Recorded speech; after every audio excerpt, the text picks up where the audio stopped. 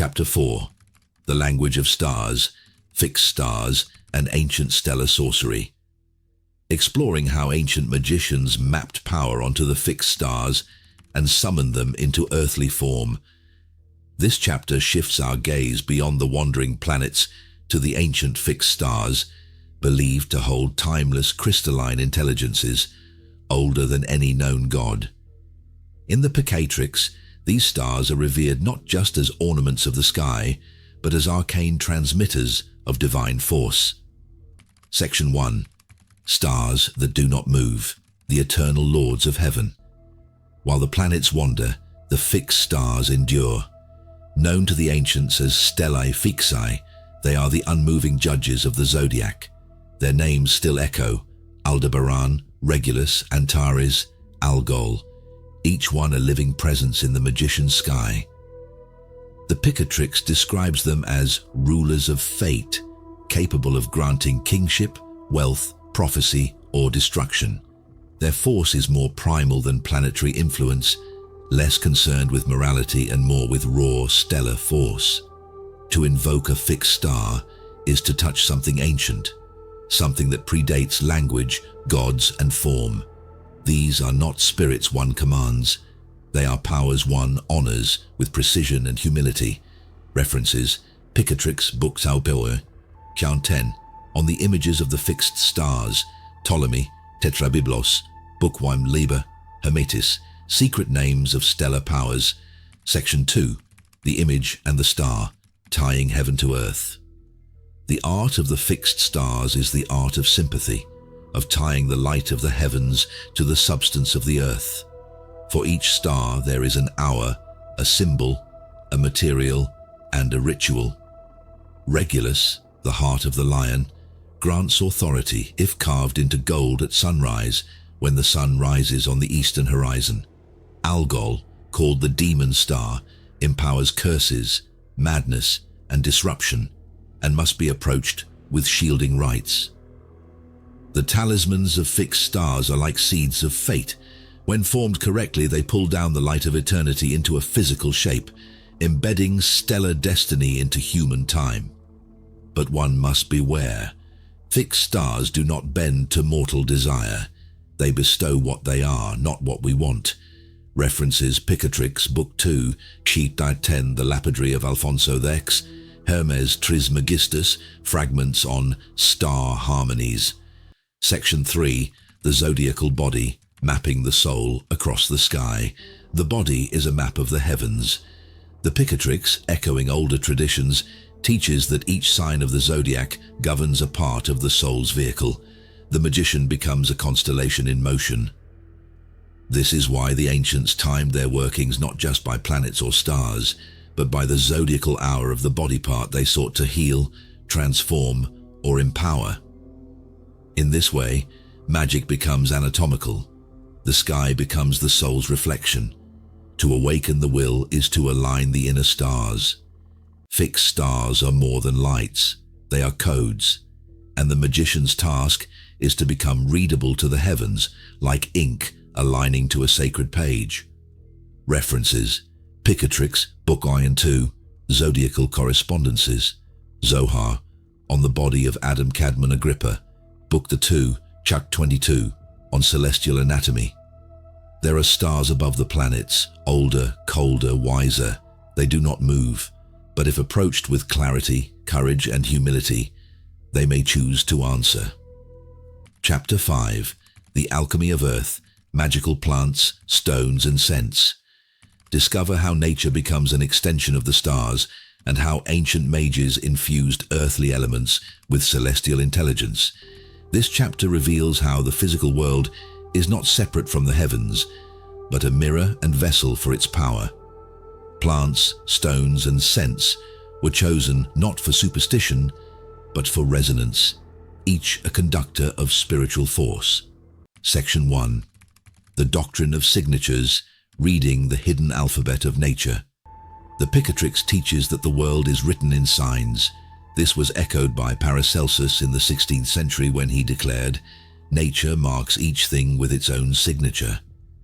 The red of a rose aligns with Mars, the upward curve of rosemary with the sun, the pale crescent-shaped leaves of mugwort with the moon. To the ancient magician, every plant carried a celestial imprint. This was not metaphor, but metaphysics. Form reveals origin, color whispers its ruling star, and so, to choose a plant is to align with its angelic echo. References: Picatrix, Book by 4, On the Composition of Talismans, Paracelsus, Liber Hermetis, Jakob Böhmer, The Signature of All Things, Section 2, Stones that Remember the Stars. Stones are the bones of the earth, forged under pressure. They remember the moment of their creation. The Picatrix calls them the fixed witnesses of planetary essence. Lapis lazuli opens the eye of Jupiter. Hematite shields with the power of Mars. Emerald draws down Venusian grace. But not all stones are equal. A gem found on a fated day during a strong planetary hour carries far more charge than one mined carelessly. Ancient grimoires even list incantations to awaken sleeping stones, to call forth their hidden fire. The magician does not merely wear the stone, he converses with it. References: Picatrix, Book 2, On the Properties of Minerals, Albertus Magnus, Book of Minerals, The Book of Wings, Pseudo-Alkindi. Section 3, Sacred Smoke, The Breath of Invocation. Scent is the bridge between matter and spirit. The Picatrix gives elaborate instructions for the preparation of incenses, each one a breath for a god. Frankincense calls the sun, myrrh welcomes Saturn, camphor purifies under the gaze of the moon. The smoke does more than carry scent. It lifts intention, opens perception, thins the veil. This is why rituals begin with fumigation. The smoke creates sacred atmosphere, altering the inner state of both practitioner and space. In some rites, the incense itself is the talisman, the burning of it is the prayer, the release, the offering, the door. References: Picatrix, Book 4, On Sense and Planetary Rites, the Kybalion on Vibration and Correspondence, Hermes Trismegistus on the Sacred Breath. The earth is not dead matter. It listens, it responds. The magician's task is to recognize the star hidden in root, gem, and flame, and speak its name in silence. Chapter 6. The Planetary Spirits, Lords of the Celestial Hierarchy. Unveiling the intelligences, spirits, and angels that rule over the 7 planets, and how ancient magicians sought communion with their eternal essence. In this chapter, we journey into the invisible hierarchy behind the visible planets. To the ancients, the stars were not mere lights. They were thrones, and the planets were their ruling spirits, each with their own ministers, messengers, and celestial courts. Section 1. The Thrones of the 7. Planetary Intelligences and Spirits. The Picatrix reveals that behind every planet lies a dual spirit. One is the intellect, the divine mind that governs the planet's higher will. The other is the demon, the force that enacts that will in the lower worlds. These are not metaphorical energies. They are beings, ancient, radiant, and watchful. To call on them is not to ask for favors, but to step into a cosmic pact. For Saturn, we call upon Cassiel, the silent watcher of endings. For Jupiter, Zadkiel, the spirit of mercy and expansion. Venus brings Hagiel, radiant with grace. Each name is a key, each spirit a tower of living meaning. References: Picatrix, Book 2 and 3, On Spirits and Invocations, Agrippa, 3 Books of Occult Philosophy, Book 3, Pseudo-Dionysius, Celestial Hierarchy. Section 2, The Magical Chain, From God to Star to Spirit to World. Hermetic tradition speaks of a golden chain of being, an unbroken thread from the one, through the stars, into matter. The Picatrix is one of the clearest mirrors of this vision. Every planetary spirit is part of a cosmic ladder, from the absolute through the first intellect down to the spheres of the planets and finally into the elemental world. Ritual is how the magician climbs back up that ladder. When the magician invokes the planetary spirit at the correct hour, with the right incense, sigil, and state of mind, the entire chain vibrates. Reality becomes a harp touched by invisible hands. References: Picatrix, Book Armand 3, Iamblichus, On the Mysteries. The Asclepius, attributed to Hermes Trismegistus, Section 3, Preparing for Contact, Purity, Intention, and Danger. The planetary spirits are not easily summoned. They are ancient, subtle intelligences who respond not to loud voices, but to purity, discipline, and silence.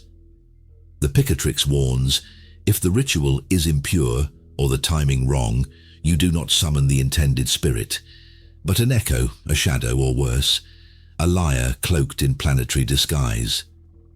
Therefore, great attention is given to preparation. Chapter 7. The Moon, Gatekeeper of Spirits and Dreams. Exploring the moon's central role in magical timing, astral travel, and the hidden realms between mind and matter. Among the planetary spheres, none is closer, more personal, or more mysterious than the moon. She governs tides, time, emotions, and in the Picatrix she is the primary key to effective magical work. Without her favor, even the mightiest rituals collapse. Section 1. The moon as the mirror of the world below. The moon is not just a light in the sky, she is the mirror of the soul. The Picatrix teaches that her sphere is the final veil between the divine spheres and the world of matter. As the closest celestial body, the moon collects and distributes the influences of all other planets. She is the dispenser of destinies, the great intermediary. Her phases are more than calendars, they are currents of spiritual force, waxing for growth, waning for banishment, the full moon for revelation, and the dark for secrecy and shadow work. All magic passes through a gate. She is both the womb and the crossroads. What if the stars could be bent to your will, and every dream was a doorway? Buried in ancient texts lies a forbidden guide to shaping fate, summoning spirits, and leaving your body behind. This is the world of the Picatrix, the grimoire that changed empires and might just change you. But beware, power has its price.